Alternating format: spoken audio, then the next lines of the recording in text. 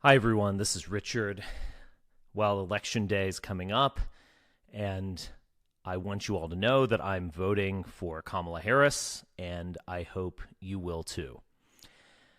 Now, I hesitate to even say this, but I feel like I probably should. No, this is not some sort of troll or joke. This is a sincere vote.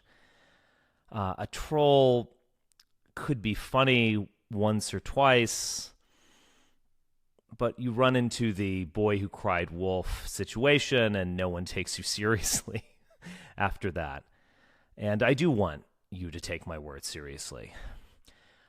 For me, voting is that 1/300 millionth little piece of national power that you possess.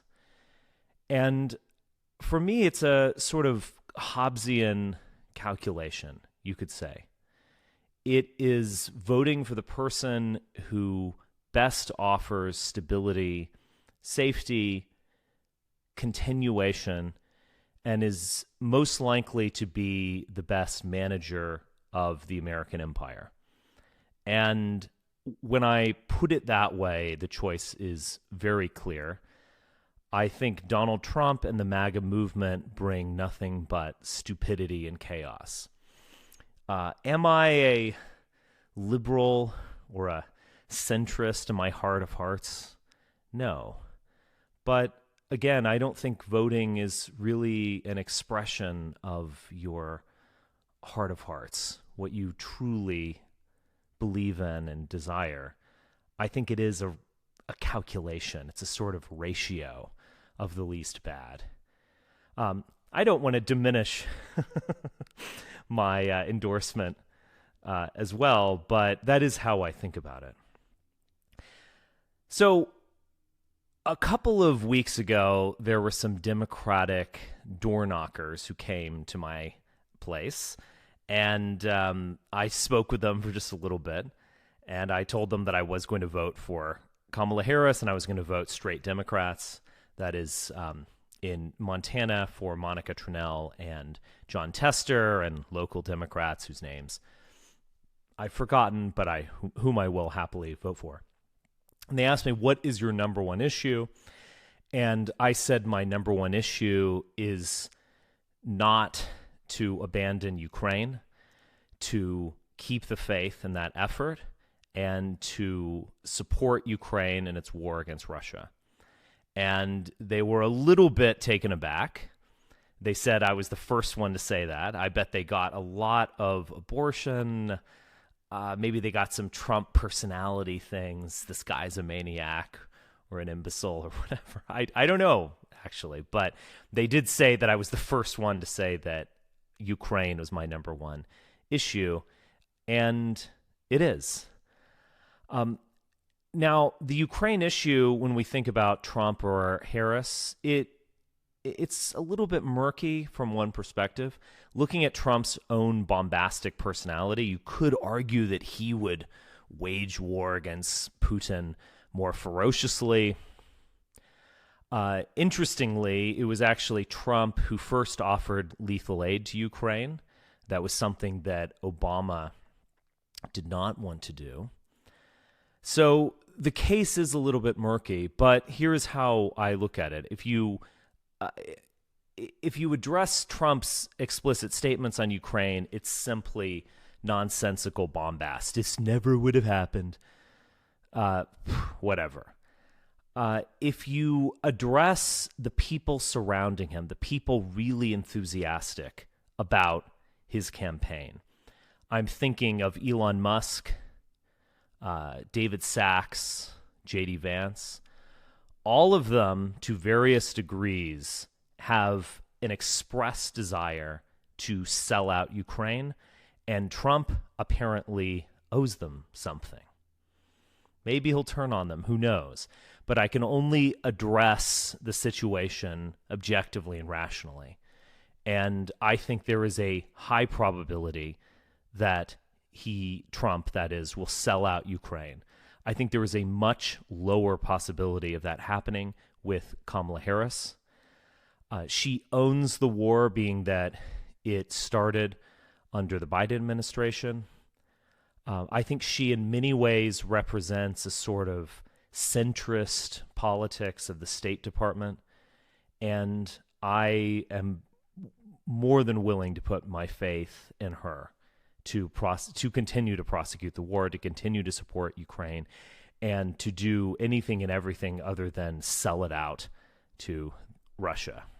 In terms of other geopolitical issues, let's talk about the big one, Israel and Gaza.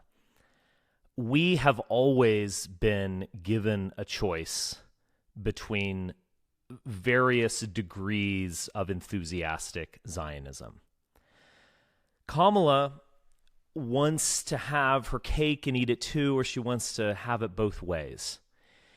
At the DNC, she said that she 100% supports Israel. She'll give Israel lethal aid. She also said that the suffering is tremendous, and she also said that Palestinians deserve their own state, their own sovereignty, that they need to have a government, a legitimate organization through which they can live in peace side by side with Israel. So she kind of said it all. She was trying to be all things to all people. I have criticisms of that. But nevertheless, I find that better than Donald Trump and what we know about Donald Trump.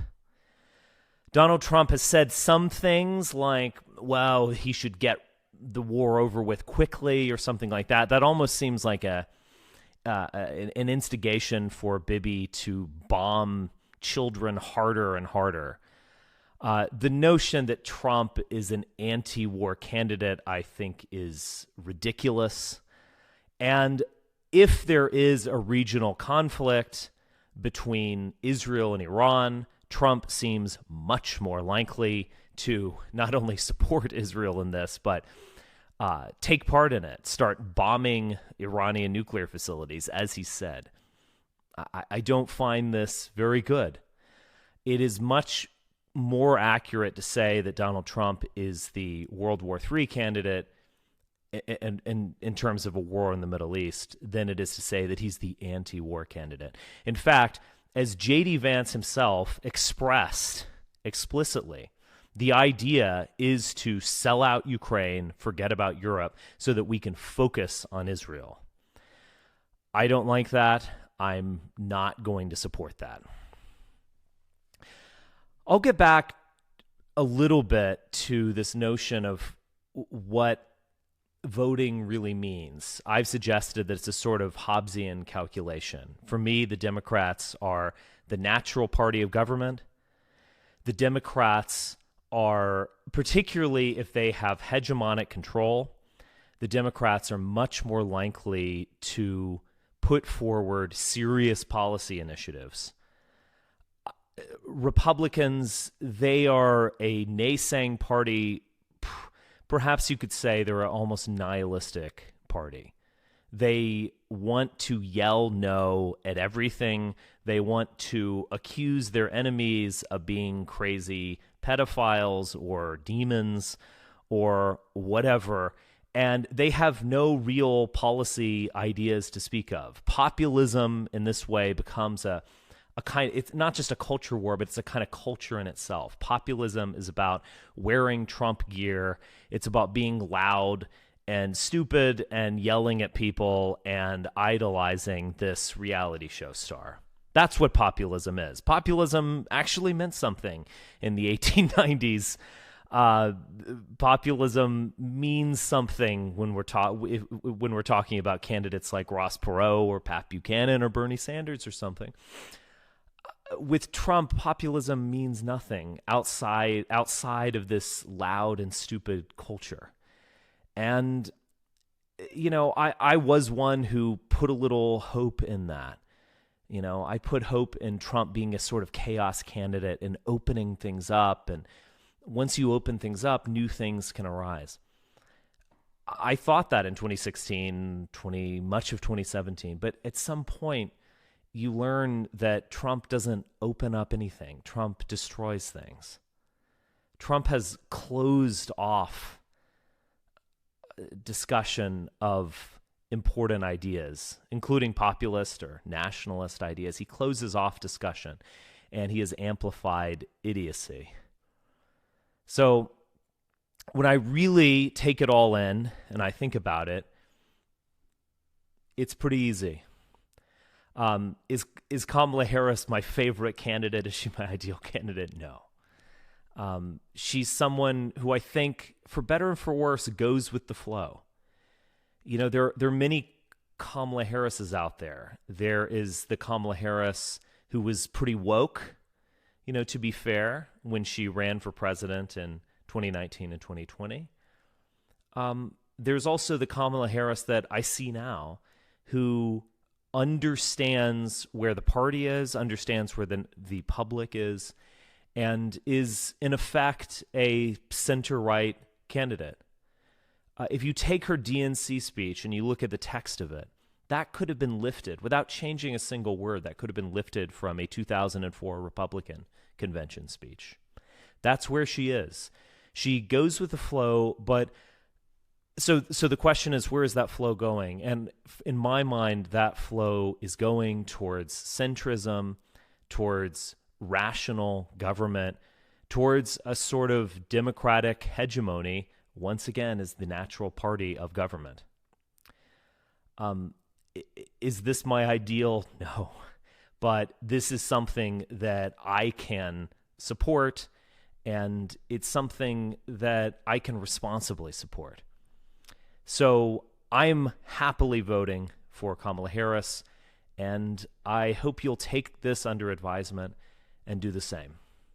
Thanks a lot. Talk to you soon.